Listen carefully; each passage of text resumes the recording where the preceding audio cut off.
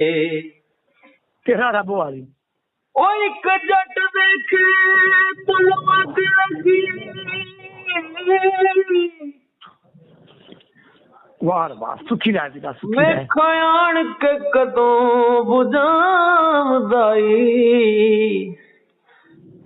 ਦੇਵਾਂ ਚੂਰੀਆਂ ਕਿਉਂ ਦੇ ਬਾਲ ਦੀਵੇ ਓ ਵਾਰਸ ਸ਼ਾਗ ਸੁਣਾ ਮੈਂ ਆਮਦਾਈ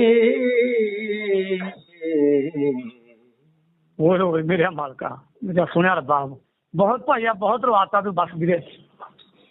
ਬਸ ਬਹੁਤ ਰਵਾਤਾ ਵੀਰੇ ਖੁਸ਼ੀ ਰਹਿ ਵੀਰੇ ਖੁਸ਼ੀ ਰਹਿ ਖੁਸ਼ ਰਹਿ ਹੋਰ ਨਾ ਸੁਣਾਵਾ ਇੱਕ ਚੀਜ਼